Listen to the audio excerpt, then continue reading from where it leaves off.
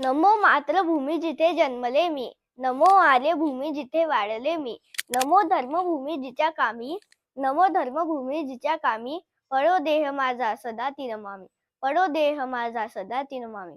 परम पवित्र माझ्या या मातृभूमीला नमस्कार.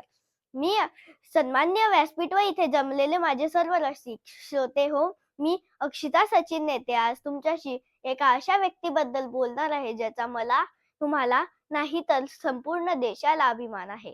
सह्याद्रीच्या कुशीतून एक हिरा चमकला, भगवा टिळा चंदनाच्या शिवनेरीवर प्रकटला.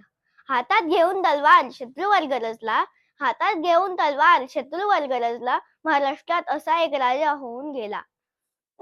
350 वर्षापूर्वी आपल्या महाराष्ट्राला एक कर्तृत्ववान वीर पुत्र मिळाला, ज्याने आपल्या स्वतःच्या पराक्रमाने, शौर्याने, धाडसाने आणि जिद्दीने होत्याचं नवता आणि नवत्याचं होतं करून मूठभर मावळ्यांच्या जोरावर महाराष्ट्र भूमीवर भगवा फडकवला. त्यावेळी अनेक परकीय सत्ता आपल्या महाराष्ट्रात धुमाकूळ माजवत होत्या. मुघलांच्या कैदीत लाखो मराठा सैनिक होते. बायकांच्या कुंकवाचा धनी मारले जात होते. शेतकऱ्यांचा कोणी कैवारी नव्हता. अशा या परिस्थितीत महाराष्ट्राला पाहिजे होता एक झंकार, झगमगता पेटता अंगार. आणि अखेर ती वेळ आली. सह्याद्रीची गर्जना झाली. 19 फेब्रुवारी 1630 रोजी शिवनेरीवर एक तारा चमकला. जिजाऊंच्या पोटी एक सिंह जन्मला आणि मानाचा मुजरा करते शिवाजी महाराजांना, ज्यांनी मराठी मातीत भगवा झेंडा रोवला, ज्यांनी मराठी मातीत भगवा झेंडा रोवला.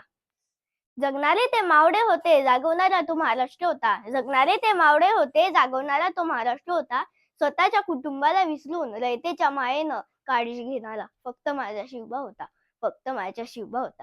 शिवरायांच्या पूर्वी अनेक राजे होऊन गेले. शिवरायांच्या नंतरही अनेक राजे उदयाला आले. पण सर्वात आदर्श राजा म्हणून ओळखला जाता म्हणजे शिवाजी महाराज.